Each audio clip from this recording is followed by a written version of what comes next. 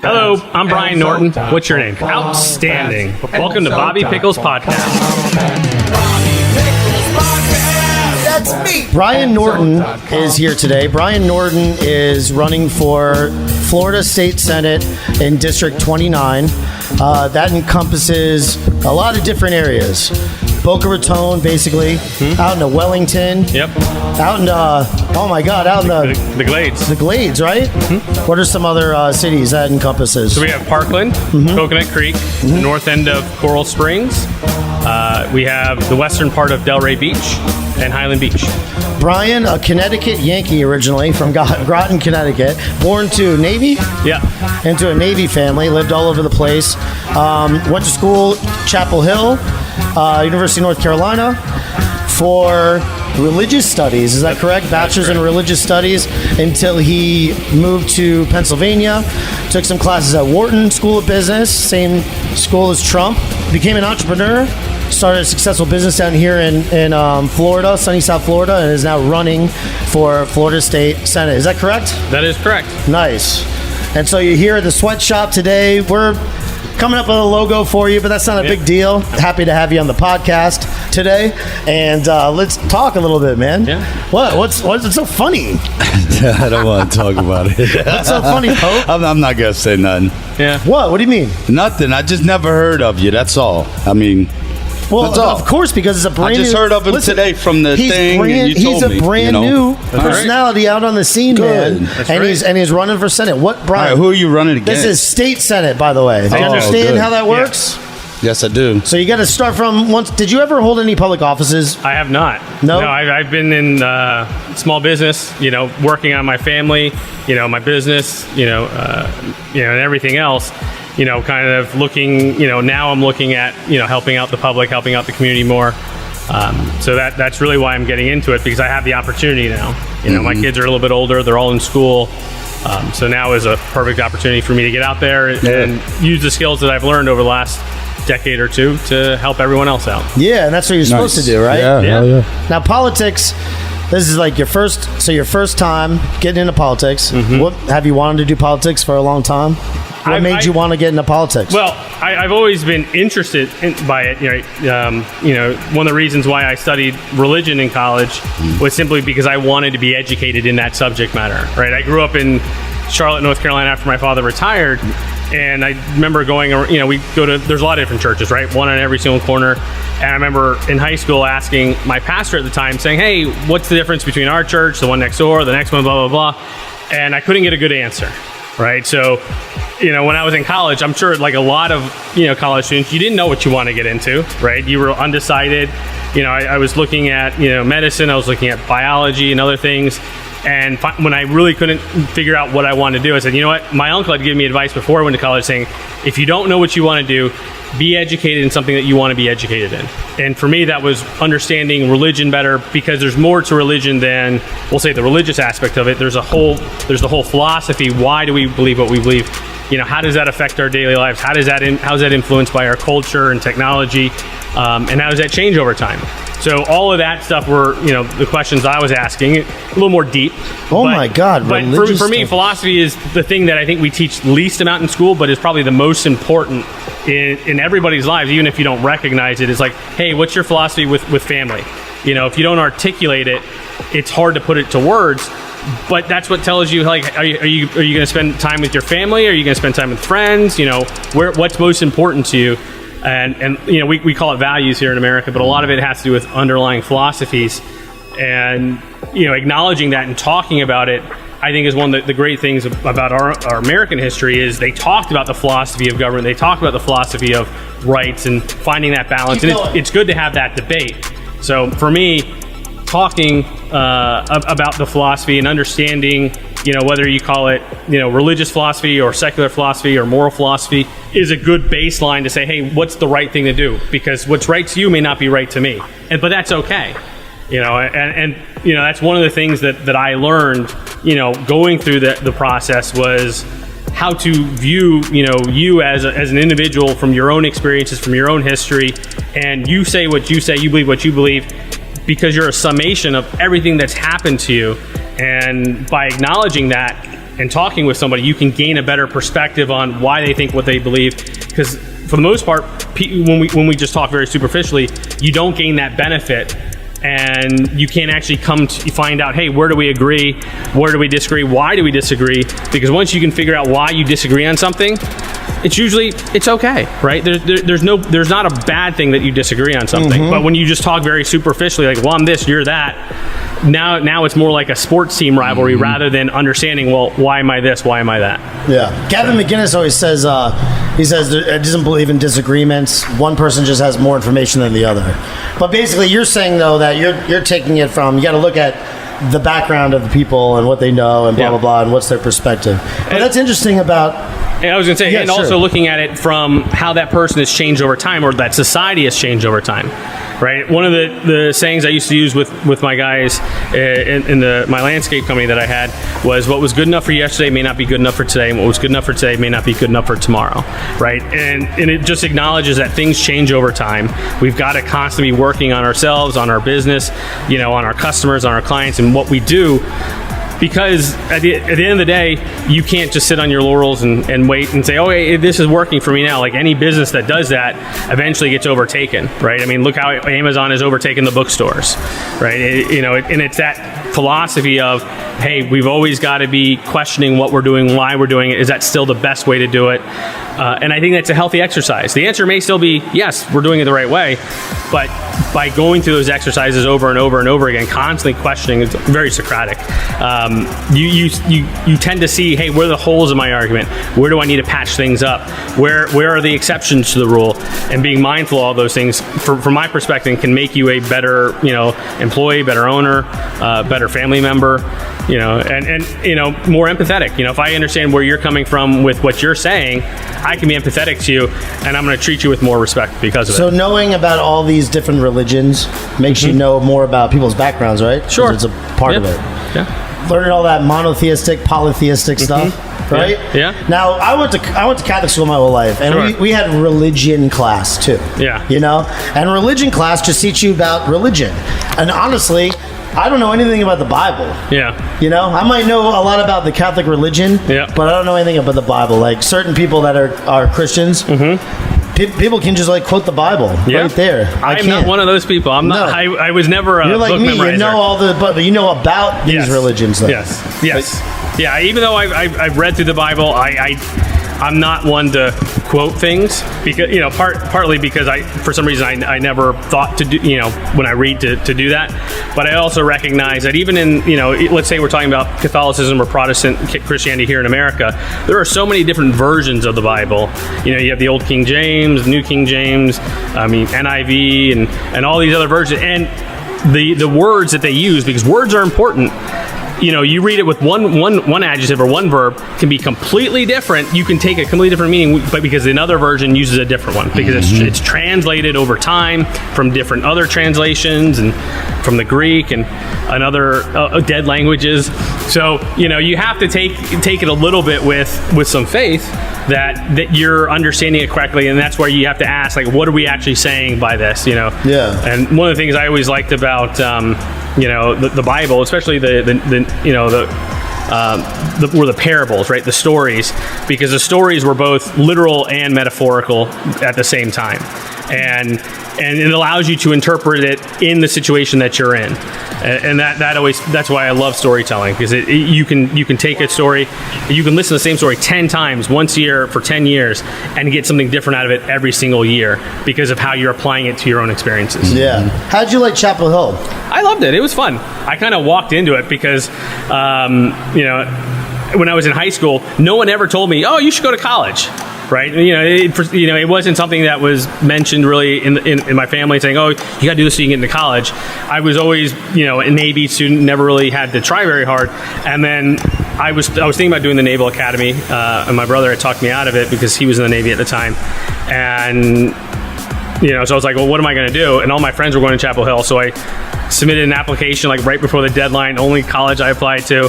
Kind of walked Oh right my in. God! Yeah, Nice. easy. Yeah. He had all that privilege.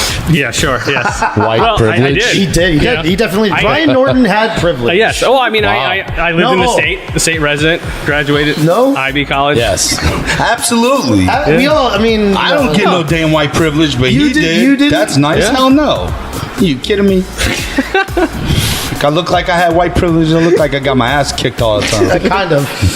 I mean, you hold a pink complexion very well. Yeah, it's Now, I high was- blood pressure I- and alcohol. When I was growing up, my mom was married to a guy who had some kids who were a lot better than us. Yeah. You know, my step siblings, two of the daughters became attorneys, and then the son became an NFL football player. Nice. Ryan Fowler, and he played at Duke. Okay. And we went up to Duke once, I remember, and that's really close to there, right? Isn't that it's in like the 9 miles. Triangle Yeah. area? Yeah, they call it the Research Triangle. It's like Chapel Hill, Durham, and Raleigh. Yeah. Yeah. I mean, speaking of privilege and especially what we're going on with the climate today, it's a fitting story because I was totally arrested. Me and my mom were arrested at the same time at the Duke game. Ryan was like the star, like the all-star, and we were drinking the whole time. We went to like the football house afterwards. Oh my God, it was just so crazy. And then we were in like one of the, I don't even know, but some bar, some Yeah. big college bar. Sure. Tyson fight was going on that night. I was out drinking a beer outside, and then like one foot was off on the pavement, and the cop was like, "Get back inside." I was like, "Oh, but this is okay up here, but this is not okay down here. But this is okay up here." Idiot. One thing led to another. I was just being a total jerk, and he Yeah. was arresting me. And then my mom came out as told one of my friends, "Go get my mom, man." Put my mom inside. Brought her out. She was intoxicated, touching him, and he was like, "Ma'am, if you touch me one more time, I'm arresting you too." So, but that's my story. I was arrested with my mom at Duke, Nice. but it was all dropped like a month later. Yeah. Because of privilege again. But anyway, Wow. these cops, man, God. They have a Cops tough are time. different places, man. You know, They are. I've had a lot of run-ins in my time, and I've been arrested. I've been let go, too. It's pretty crazy. What do you think about what's going on right now? The climate of all this stuff No, I think there's with the George Floyd thing and police, and Yeah, you know, do you have any ideas? Do you have any what's your opinion on that? Does the police force deserve to be fixed in some kind of way? What's your opinion on So, this? you know, I guess we can start, you know, we'll say back at the beginning or back with George Floyd. What happened to George Floyd was absolutely terrible, right? And, you know, watching that video and watching other, other videos of what happened, and not just to the black community, but to, the Hispanic community, even some of the white community, where it took me a little bit of trying to figure out like my thoughts on it to articulate it very well. And what I've come down to is really saying that when the state is willing to infringe on one of our civil rights, it doesn't matter who they are, but if they're willing to infringe on your civil rights, then that means they're willing to do the same to me. And it's really, I don't want to say an us versus them, but if they're willing to do it to one of us, they can do it to any of us.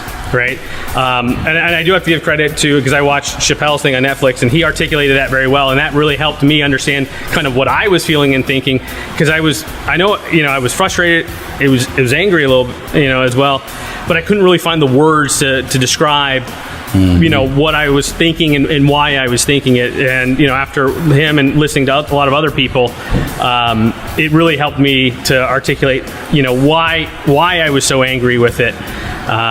Besides on its face, what happened to him, right? Nobody deserves that. But, I think it's important that we all stand up for every single one of us, because, and the police are the state. If they're willing to do that and allow it to happen to the least of us, they're going to do it they can do it to any one of us. And, I don't want that to happen to you, to me, to my neighbors, to the people I know and people I don't know, right? And I think part of it starts off just with, awareness and education. But like you mentioned, I do think, we have some, legacy issues, with policing that need to be updated, from time to time, with any system, with any bureaucracy. Even policing back, in the 60s had to be updated, in the 70s, in the 80s. Every decade, you want to refresh hey, what's our best practices? Whether it's in policing or any other industry, if you stay the way you were, like I said before, what was good enough for yesterday may not be good enough for today. Have you put any thought to that at all? Like, what can we do? There's you don't want the whole police department defunded. No, right? No, because I think that's a illogical premise, right? I'll take it from a non-emotional perspective here, and this is just my own thinking out loud. The moment you say, you know what, we're not going to have police officers anymore, what's the first thing that's going to happen? Everyone's going to go out and they're going to buy a gun. Right? Yeah. Because, hey, I got to protect myself now. What's going to happen if everybody owns a gun? You're going to have more people getting shot. And that's not what we want. Right? So policing is essential. Right? It's absolutely vital because, number one, they hold people accountable to the law. That's their job. But I think we also overuse them in situations where we have no other person to send out. Right?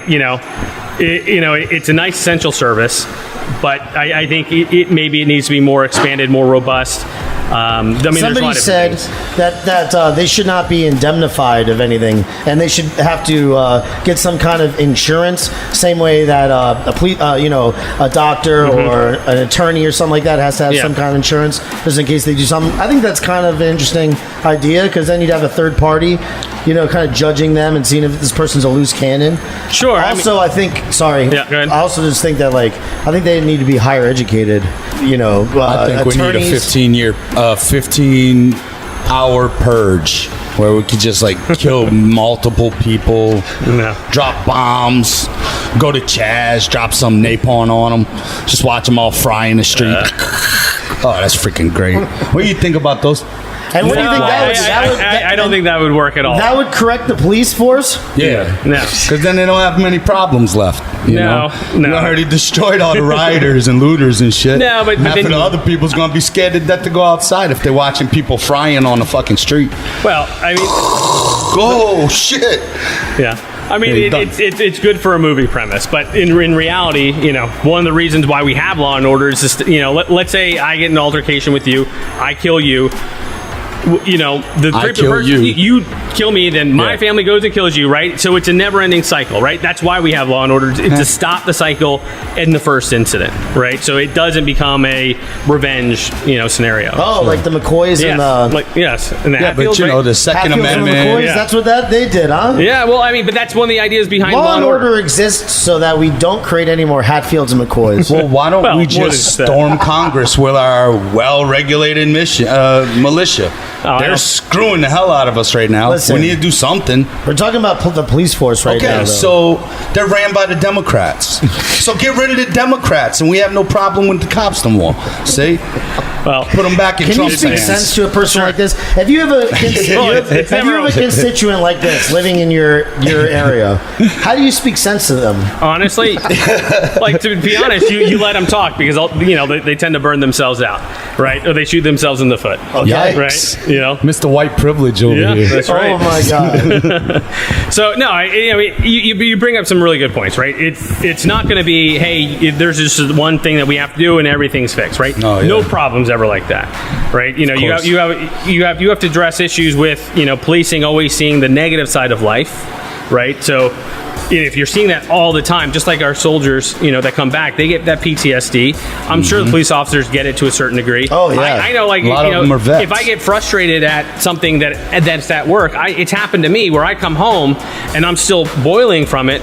My wife will ask me something, or my kids will, and I'll use and I'll say something with a bit of an attitude and snap at them. Right? They did nothing wrong to me, but because of that emotion that's been built up within me because of something else, they unfortunately get attacked with it. And I think the same thing can happen with police officers, and the same thing can happen with anybody, and we just have to be mindful of that. We have to work on, people are talking about de-escalation techniques. I agree, you can't always de-escalate, but having, training, and I don't want to say education, because I don't want to say our officers aren't well educated, right? It's it's continuous training, and we'll say alternative forms of education in different skill sets. Continuous training makes sense. But I also think they need a bachelor's degree in some kind of criminal science, maybe some kind of law or something like that. Yeah. At least a bachelor's degree. Well, some of these guys are going education, in there with associates. But again, you have to think about what comes in a bachelor's degree. 2 years of liberal arts education. That are you going to be quoting Shakespeare when you meet somebody?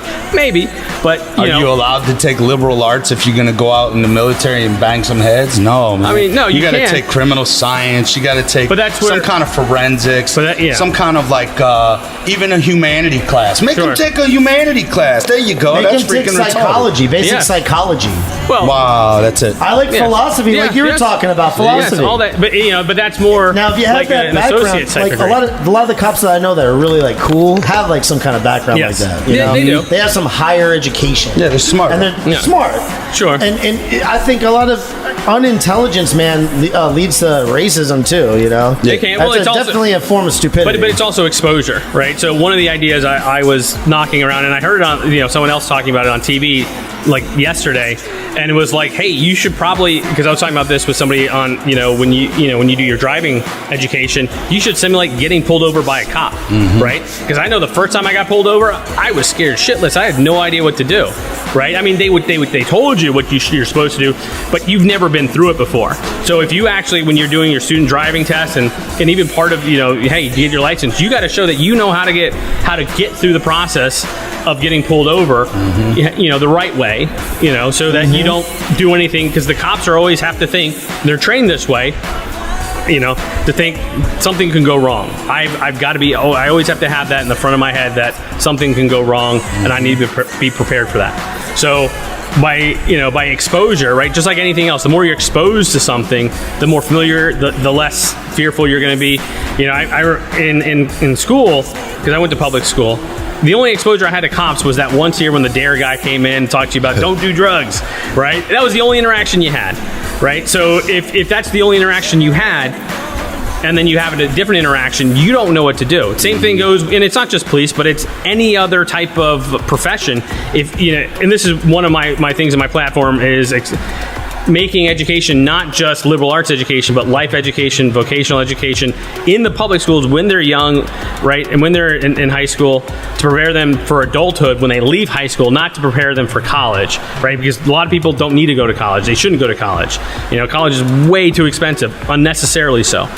And so if you say, hey, this is what it's like, hey, when you have to go to the doctor, these are the questions they're going to kind of ask you. This is what they mean by that. If you need a lawyer, this is how this process works. You need an accountant. You need all these different professions, right? And it's just to give you a baseline of what to expect, so you're not fearful of, what do I do? Yeah. Like the complaint I hear from a lot of parents who have millennial children is like, I don't know what to do. Even when you go through that whole thing and you get your first job, what's really, really valuable is somebody who has experience already. Yes, exactly.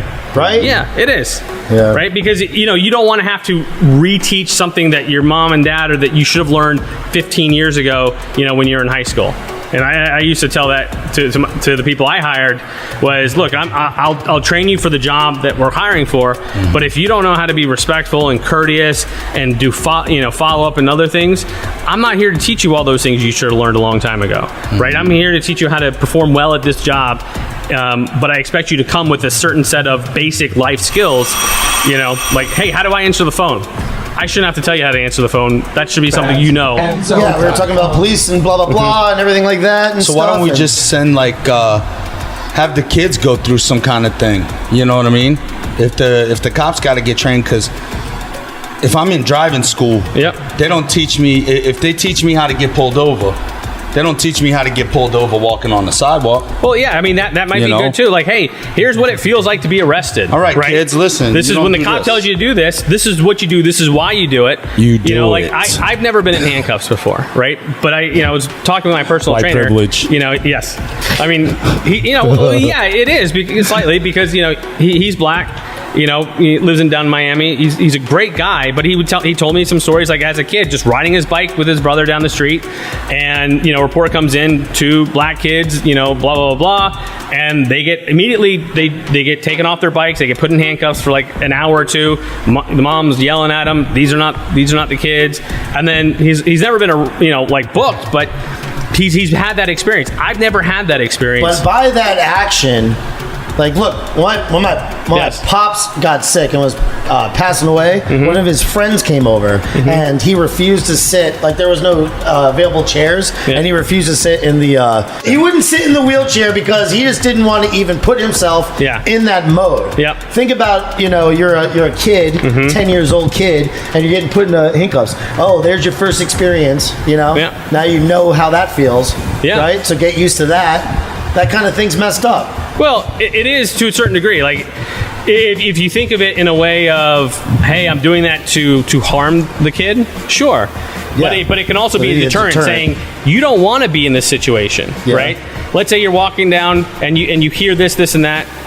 You don't. This is why you don't want to do this pathway, because it's going to lead to this. Does it feel good to do this? Like right? a scared straight kind of thing. Well, it kind of is, but it's also, think of it like to sports, right? It's that constant, deliberate improvement.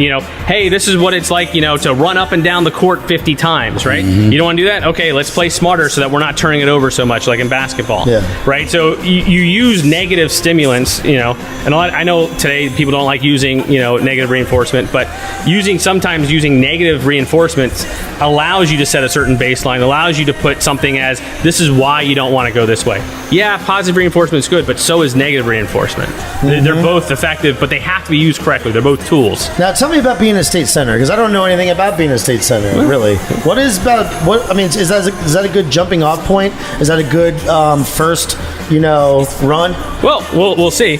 I've never been a state senator either, so. What are your responsibilities? So it's being part of the Florida legislature, right? In the Senate, there are 40 members, I believe, and you're going up there, having committees, passing laws, budget, appropriations, and also being a conduit between your constituency and the state, right? So if they have an issue with a certain agency, or navigating through certain rules, you want to be there for them to help them get to where they need to go successfly, right? It's also making sure that the programs that the state has said, hey, we're going to take care of these things, are getting done properly, right?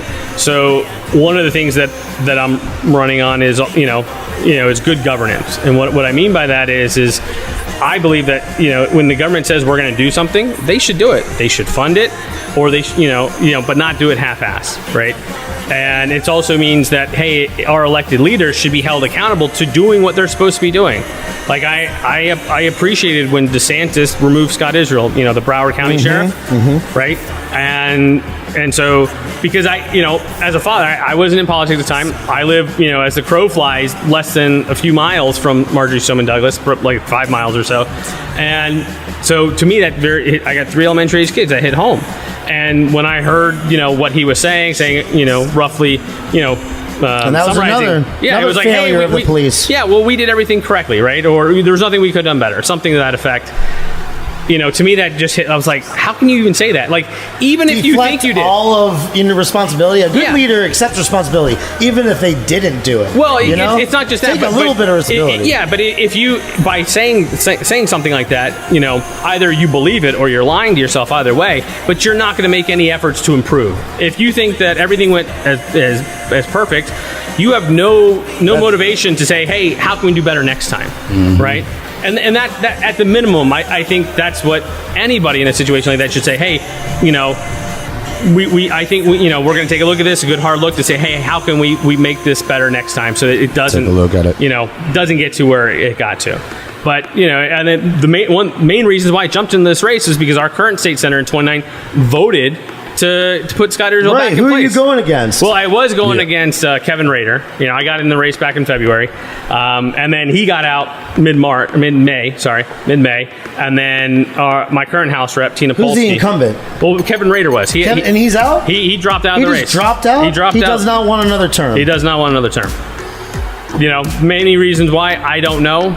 Is he running for a different, Congress or something? No, I think what I read was that he wanted to spend more time with his family and on his business. I know he sold his business to a larger insurance company, so I think he has to work on that now. Okay. So that's very interesting. So now you have a open seat. So it's really all up in the air now. Yeah. Now who are you going against? So the Democrats have put up 2 people: Tina Polsky, who's my current House rep, and Irv Schlossberg, who's a former House rep. East Boca. Tina's in West, Irv is in the East. So we'll have to see how they fare against each other. And I'm sure the best candidate will win. Right. So, what made you want to become a Republican? I guess the question is a little on. It's not like I wanted to be. Well, I didn't want to be a Republican. It was like when you what look. What made you a Republican? Oh, there you go. Well, because you have roughly, you can always pick a third option, but you got two options roughly if you want to win in politics for the most part. Right. Or if you want to play the game, you got to choose one of those. You have to choose one. And I identify more as a moderate, a centrist, because I can hold conflicting ideas in my head at the same time and still adhere to both of them. Yes. And it was more because I don't believe in government is the solution to our problems as the philosophy behind why we do what we do, right? To me, the philosophy, it starts with government is there to protect our civil liberties and our civil rights, not to take them away, first off. And then secondarily, they're to provide towards the common good, things that stabilize, like law and order does, that stabilizes the population so that you can have the opportunity for economic growth, social growth, whatever other growth that you want, right? And I don't believe that just more the government doing this and doing that is going to solve your problems in your life, is going to make you any happier. Can it address certain issues? Sure. But from a philosophical perspective, I believe more that government should be efficient, right? Doesn't have to necessarily be small. I know Republicans sometimes say small government.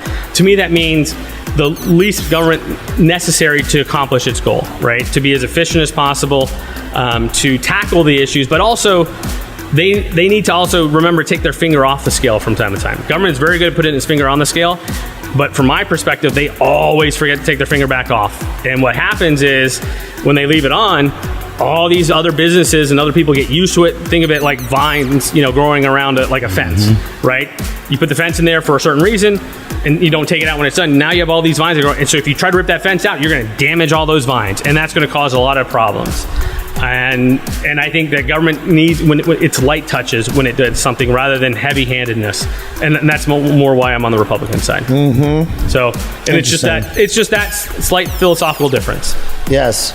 Once you do something, you're not going to be able to, it's like the Verrazano Bridge up in New York. That when they built that bridge, they were only supposed to have tolls for a certain amount of years until they paid for the bridge. Yep. Now it's like $18, $20 every time you go over it, and it will never stop. Yeah. Ever. Well, ever. Yeah. You'll never be able to stop it now. No, of course they not. like the money. Once you start intertwining government and things like that. Yeah, there's so many people are tied to that. Their money is tied to that. You're not going to be able to. What do you think about the deep state and term limits? Well, I'll go with term limits first.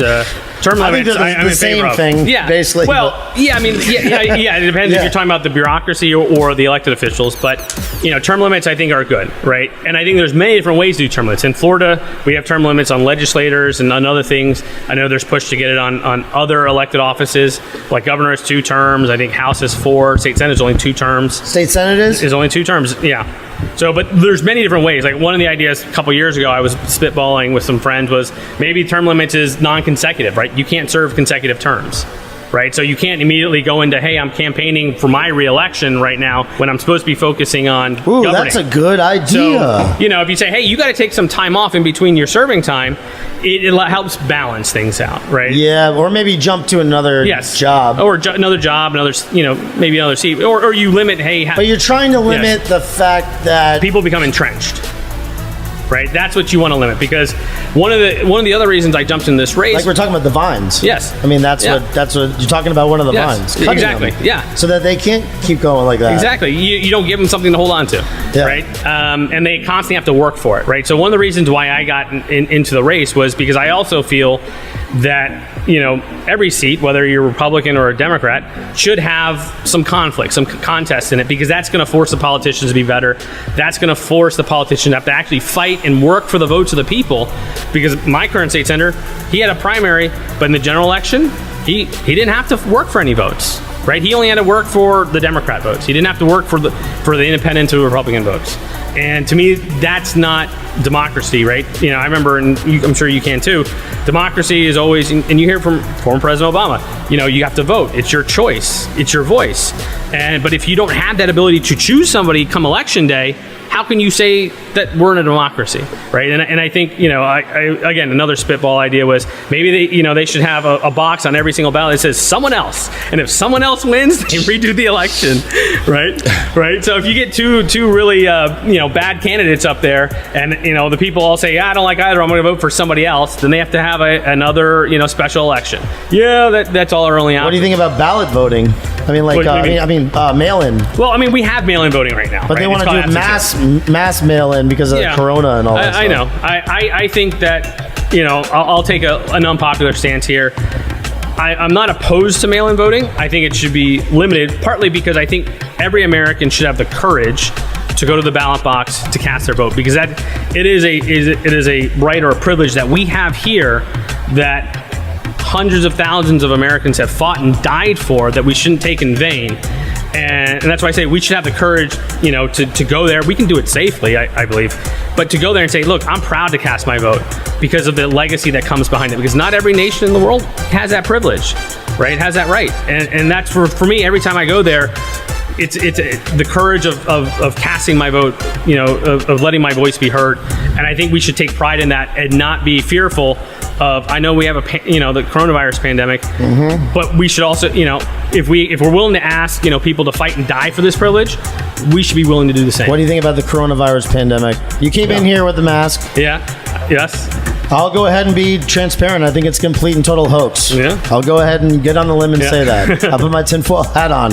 It's a complete and total hoax. Yeah. But that's my thought. So anyway, you're a respectable person running for office and stuff. So what do you think about it? I'm not going to call it a hoax. I definitely think it has a very low, I'll say, impact, right? Like we were talking about, before we started, like maybe it has an effect of, stopping, 1 out of 100, 1 out of 1,000, like 1 percentage point or something of transmission, right? Because I know you can take, like, somebody was showing me. You said your wife was a doctor, right? Yeah, my wife's an ER doctor. So we talk about this from time to time. She's definitely What's her thoughts on it? No, she's pro-mask. She's like, hey, wash your hands. She even took the time during coronavirus to show me how to properly wash my hands.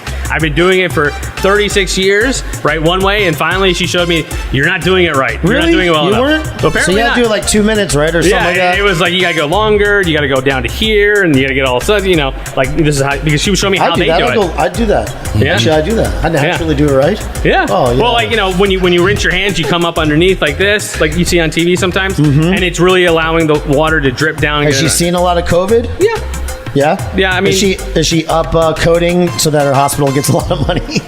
Well, I think I don't know anything about that, but I know they mark down on a lot of charts if because they don't know in the ER whether they have it or not, right? Because it's not like a rapid test. They have to send it out or go to the pathology lab or something. So like they mark on anybody that they believe has COVID-like symptoms. It could be the flu, it could be anything else. They write COVID suspected, right? And then later it gets documented whether they did or didn't. But that's what they have to do. Like she tells me every single time somebody comes in, they have to fully gown up if there's any suspicion of COVID or if they do have COVID, and that delays care as well because it's not. I mean, it takes time to get into the suits and to put on the extra gloves. She wears an N95 mask like the entire shift. She comes home, there's like lines around her face. She changed her protocol when she comes in the house, goes in the garage, removes, like her scrubs and everything, puts it in a special laundry basket.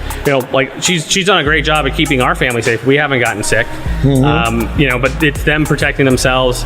But she's told me she sees people that come in that says, oh yeah, I'm COVID positive. I got it from a friend who came to a party that knew they were COVID positive. I'm thinking, I mean, that's the minimum. More than wearing a mask is if you know you're COVID positive, stay home, right? That's the minimum. It's just like if you have the flu, stay home. Now, me and Pope went to go grab breakfast yesterday, and when we walked into the cafe, we had just finished smoking weed, right? And the lady who was wearing the mask, our waitress, goes, "Oh, that smells good." Whenever you guys, Yeah. so and it was so funny because you're like, those masks. Yeah, it's not helping you. No, it's not helping at all. I mean, It's not you doing can shit. take a breath spray You and can spray it to smell the my front pot. of it. It's not doing anything. Exactly. If you can blow a lighter out, it's not doing Exactly. And again, I think we were talking about, I think one of the things I think it does more than the physical barrier is reminding people that, hey, we're still in this situation, right? It's a visual reminder. Reminding people that be they're mind cautious, trained. be smart, wash your hands, maintain social distancing, because it's very easy to forget. Like even sometimes, like you can see me, like I'll get out of my car because I'm thinking about something else, and I forget. Oh, I gotta go grab my mask. I gotta go back to my car and get my mask because it's just not, something habitual that's in most Americans. I mean, you have a totally different perspective about this than us because you actually have an insider there. You don't have a nurse dancing to TikTok videos as your wife. No, she's an ER doctor. Yes. You know? I mean, that I would take some cred from. Yeah. Well, I mean, even her and I disagree on different, like, hey, should we go back into quarantine, do this? Like, for me, I'm like, no. Has she danced in any TikTok videos? I don't believe so. I hope not. Jesus, No, I hope not. I don't think I'm not so. going to be able to cast my vote for you. Yeah, no, I think I remember her doing one TikTok video, but it was about her dog. Oh, it was? Yeah, she was like, the dog was chewing on a coconut. So this is not overblown at all. No, in her opinion. Well, when it comes to words in her mouth. Yeah, well, I mean, I know she's a very professional person. She is. So, I'll give you my perspective or my interpretation. Yeah. Right, the way the media handles it, sure, definitely way. Like we were talking about something yesterday. Like you see on the reading, like, oh, this, I guess, steroid treatment can handle, help with COVID, and I mentioned it to her, and the first thing she says is to me is like, yeah, that came out, but to physicians, right, for evidence-based medicine, it's got to go through multiple studies, multiple trials, peer review, all these other different steps before I'm going to even want to say that, yes, this is true, right? Because the main thing that she always tells me is we don't know, right? That's why the pandemic is scary to physicians is they don't know. Right? And when they don't know something, they're going to naturally be cautious because that's their job, right? That's their responsibility. When it comes to your health and my health, hey, let's, safe rather than sorry. We don't know. And I appreciate that. And I think it's smart and it's good to say that, to acknowledge there's a lot that we don't know about this. They were learning things on the fly, anecdotally from other hospitals, saying, hey, we did this, we got some good results, you might want to try it. Other people corroborated it or say, yeah, we didn't get the same results. But they were learning real time during this thing. And now we've gotten to a point where they do know some things about it. They do know how to treat it. Remember the big hoopla about, oh, we need 40,000 ventilators like in New York? Come to find out, no, that's the last thing you want to do. You want to put them on ventilators. They die it makes them die. Yeah. So, and all these different things. And the one thing that, that I think that the public or the news especially has failed the public on, and I'm sure if you listen to Rogan, right, he does the same thing. Rogan. Nobody talks about nutrition, taking care of yourself, taking care of your body. Yep. But nobody does that anyway in American medicine. I get that. You go down to Latin America, down to Central America. What do? They prescribe you apples. Like eat better. Yes. What is because you know why? Because you can't bill for that. You can't bill for, hey, you need to lose some weight. You can't bill for, I mean, that's a whole other thing, but we're screwed. Our system's screwed. Well, I think I don't think it's screwed, but I definitely think there's a lot of problems in there that have been caused by government putting their finger on the scale way too much, not taking it off, and you need to get back to a simpler form of medicine. Like one of the things I advocate on the healthcare side, like I'm all for, one of my goals is to make healthcare more affordable while maintaining the quality. So quality, affordable healthcare, right? And I think the reason why we don't is because we have too many hands in the cookie jar, right? And I hear this from physicians all the time. Basically, like let's say you're the physician, I'm the patient, right? You want to bill me. Well, you actually work for technically a company that's a hedge fund, right? That's basically inflating the price because they want to make some money. Has nothing to do with your care or mine. Why? But their price is essentially doubled of what, if you were on, your own practice versus me and you were just billing me directly or my insurance directly, your price would be a lot cheaper. Yeah. I mean, I go in and I ask, what's the cash price? Yeah. And I haggle right with them. Yes. A lot of times the cash price can be cheaper because they don't have to worry about getting paid, but it's also, you don't have to worry about other, entities that have nothing to do with healthcare kind of just taking money out because they can. Right. And I'm all for the free market. But for me, healthcare has been so, groped by government, right, that it's no longer free market, but it's almost more like a utility. And I think we need to make a decision: is it utility or is it free market? Maybe you can have a bit of both, right? But if you're going to make it a utility, right? So I can't go out tomorrow and say, hey, I'm going to buy this building, I'm going to put it in a hospital here, right? You have to get approval, a certain number of beds because other hospitals have beds, distance. So it's not free market. So if it's not free market, not just zoning, but number of beds, right? I remember hearing stories from hospitals saying, well, we want to put another wing. We have all these patients, but we can't because this hospital 10 miles away has too many open beds. right? And that's so that one hospital doesn't, patients are all here and this hospital declines and has to shut down. I get it. But that's where, is it a utility? Is it free market? Even if it's somewhere in between, just like anything else, you need to set some rules. If we're not going to make it fully free market, we got to put some rules in there that prevent the overinflation of pricing, right? It's just same reason why the government doesn't allow a third company to come between you and FP&L to say, hey, well, we're going to be your broker now, for your power service, and we're just going to triple your rate. We're going to pay FP&L really? 7 cents. I thought that's literally what Lake Worth does. Well, maybe, but that's a government agency. I think that's exactly what Lake Worth does, and that's why you don't want to live in Lake Worth. Exactly. Because they have a middlemanning FPL. And when it comes to utilities that put a baseline, a stability in society, you don't want those middlemen. They're not necessary. Right, or they're disadvantaged to the public, and that's where one of the areas I know that if we incentivize things correctly, we can get more physicians down here of good quality, and also we can lower the cost of healthcare just by doing some common sense reforms. That's cool, and you have a basis of that. Your wife being a medical doctor, and she's very active in her community, and so society. you know that from personal experience how to make that better. Are there any other key issues that you'd like to talk about before the end? With education, school safety, again, really big for me. 3 young children that go to elementary school, so I want to make sure our kids are safe at school. I don't want them to feel like they're in a prison, but they need to be safe. But I also think the philosophy of public education needs to change from, hey, we need to get our kids into college, to really asking the question, by saying, is public school doing its job by saying, when they leave us, do these kids still love to learn? And what I mean by that is, you may have a kid that's a little bit, behind, and you may have a kid that's ahead.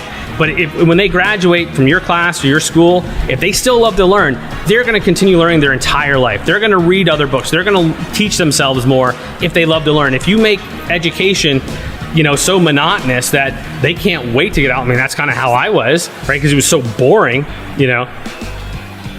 that doesn't do anybody any good. Public education should have the goal of, these kids that graduate, they still love to learn. And because whether you're advanced calculus or you're still working on, basic algebra, if you love to learn, you're going to keep going. You know how to find the answers to the problems, and you're going to enjoy learning, whether it's in business, in life, religion, society, politics. You're going to learn. Any other key issues? Because I got one question for you. Me too. Environment. Oh, I don't want to forget about environment. that. Environment. So what about the waterways? Okeechobee. Lake Okeechobee. More than just Lake Okeechobee. It's also about securing and preserving our clean water. Like, I was talking with Lake Worth Water Management District about a week ago, and they were telling me that a couple months ago, we were getting less than a month where there was not be enough water in the canals to refill the aquifers, and that's our potable drinking water. We had a kind of a drought period, and we weren't getting the water from Lake Okeechobee like we used to, right? Because they dropped the levels, and when those canals get too low, because those canals, yes, they also hold water from runoff, but they also refill the aquifer that we drink out of. And they said we were less than a month away from not having enough water in those canals to refill those aquifers, because they couldn't get water from Lake Okeechobee because it was too low. And for me, that says, wait, hold on. The moment that we can't refill those aquifers, we get saltwater intrusion. We already have some. And now we got to either drill new wells, right, somewhere else, or we have to invest in desalination plants. All those things, all they're going to do is jack up the price of water.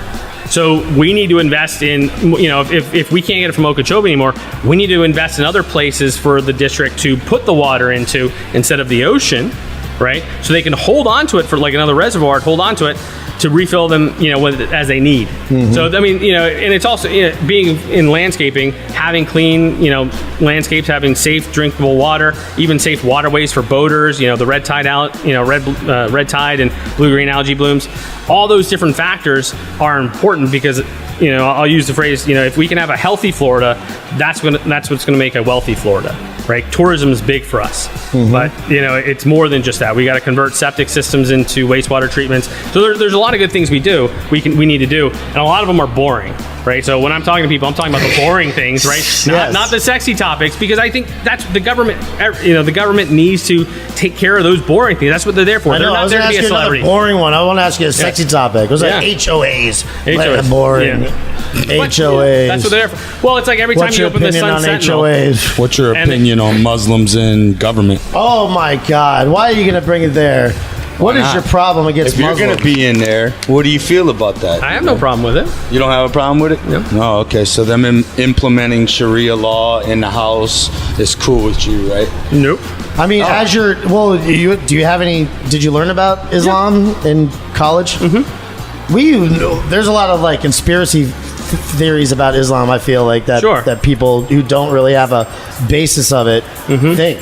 Like for instance, Pope's example number one. I mean, this person Even knows though I've nothing done about a lot of studying and I know Yeah. so But about the freaking much Muslim- about the Bible and their side as well, because I know where it comes from. I know how it happened. I know what's going on. said it. I know Rob, I know said a it. lot about the Is it Quran, good the still? Torah, the Bible, in focus. all the Buddhist. Now, I is know there all that anything stuff. in the Quran that like you would be worried about or whatever if they were Well, as much as I'm worried about what's in the Torah, like the Ilhan Tanakh. Omar? She kind of sucks, right? Well, it's the same reason. It's the same level of worry that I use people that misuse the Bible, right?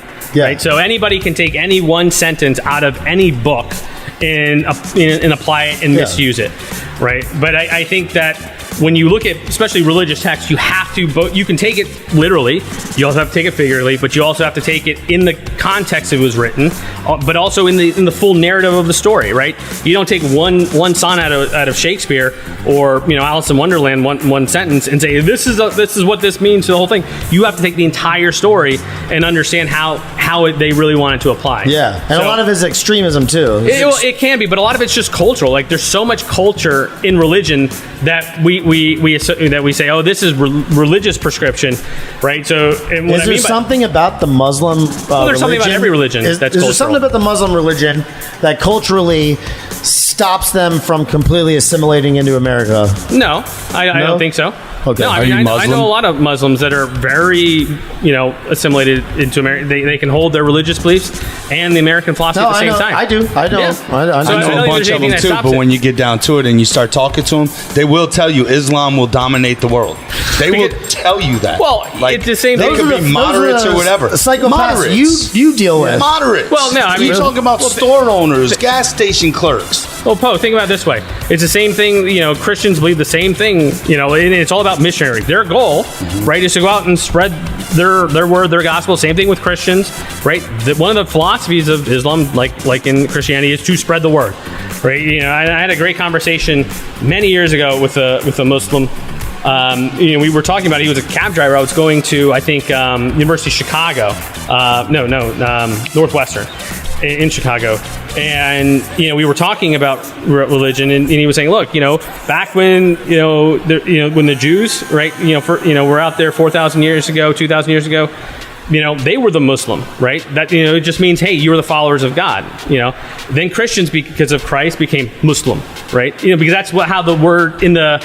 That's the how that original word understanding- translates, kind of? Well, yeah, it's like who is the follower of God, right? Right. Now, Islam, people that follow Islam are Muslim, right? And it's a Because continuation. Muhammad was the last, he came after. Correct. Yes, Christ. he was the last prophet. He was the in last them. prophet before the next person. So, like in Judaism, right? They keep going, but then when Christians started, it was because they said, "Hey, Christ, who was a Jew, taught this. Now we're going to follow what he says, including what was before, but I'll incorporate this new thing, right?" And then same thing goes with Muslims, right? If you go back to Muhammad originally in Mecca, they were very open. They welcomed Jews. They welcomed Christians because they saw them as brothers, as people that were part of the same legacy, but they just had a new chapter of the story. So when you look at that history, there's just like in the Bible, there's always things of violence, but there's also things of peace. And you have to take the entire story together and not just one section or another. Are you a never proud seen Western peace. chauvinist? What? I've never seen peace from that side. Okay. Never. Not in their book, not in our books, nothing. Their right. book to me is like a manual for taking over a world. And I read it in jail, so I know. Well, the cool thing about the Quran is if you can actually read it in Arabic, it's written like a poem, it's very fluidic, and so it's art as well. Is it? Yeah.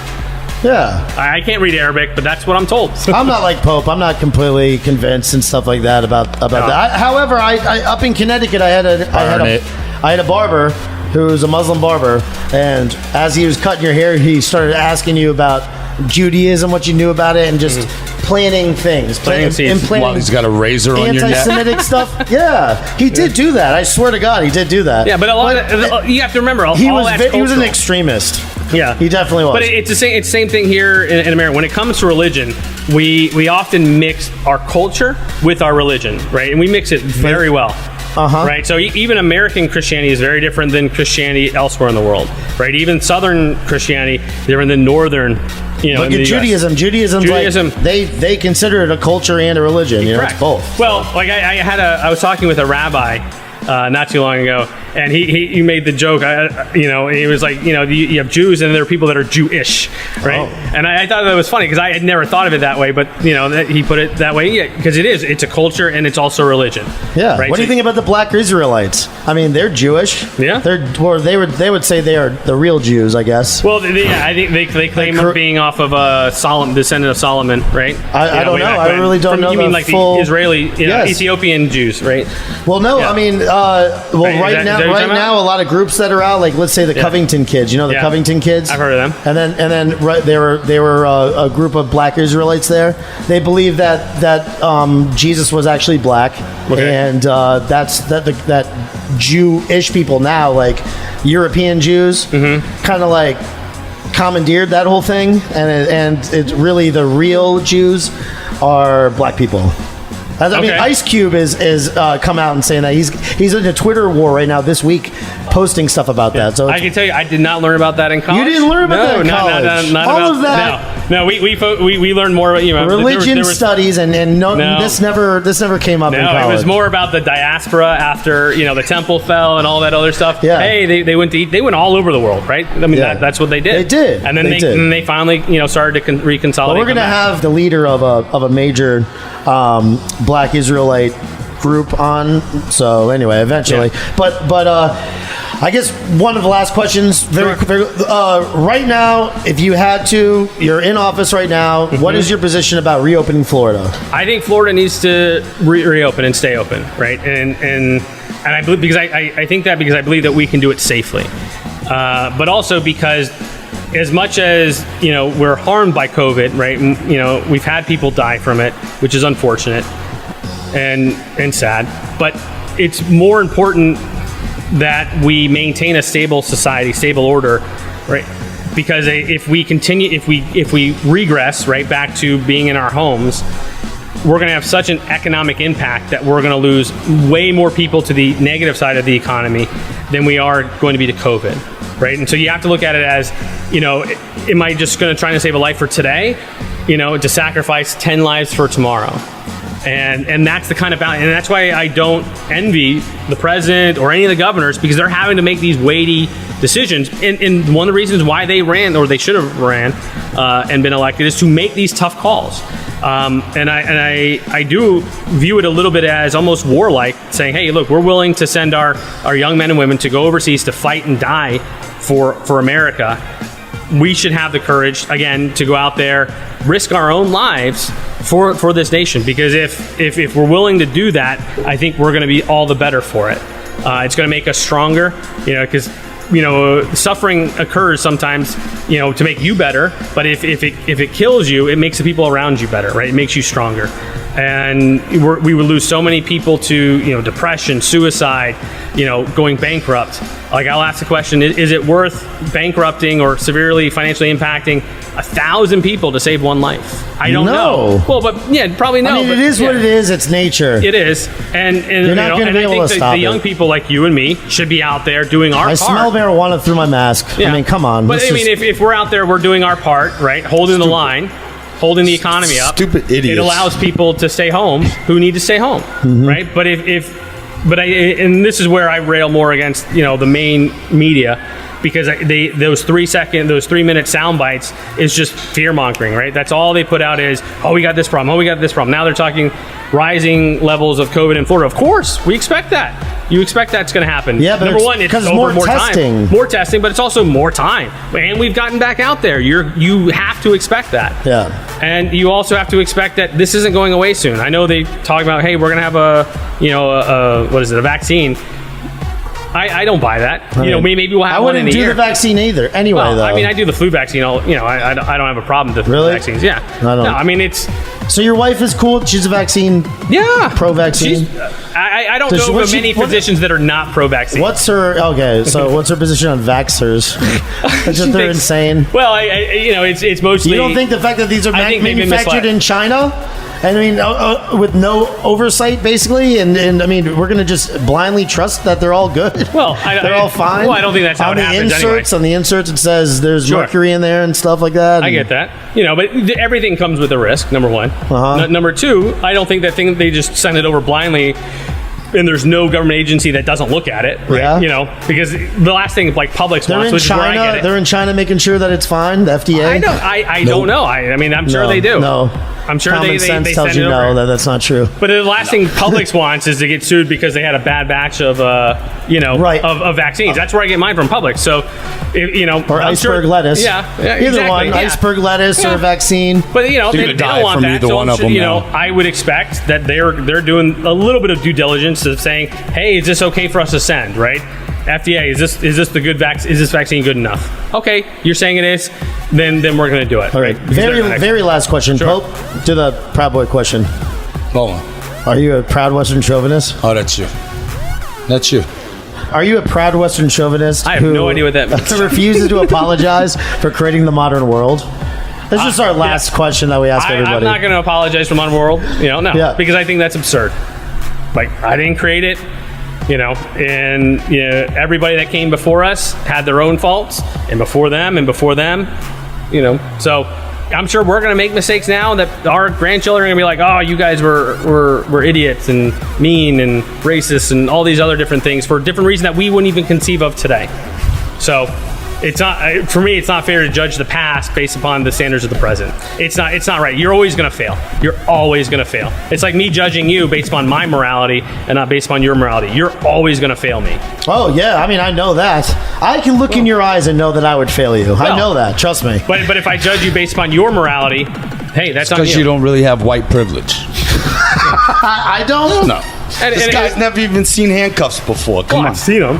I've never been arrested. I've seen him too many times. That's so fun. Brian Norton, thank you so much for coming to the SweatShop today. We really appreciate you. Yeah, thanks for having me. Very much, man. I I support you. I hope you win. Thank you. Okay. Yeah. And if people want to donate to you, do they go to briannorton.com? Norton2020.com.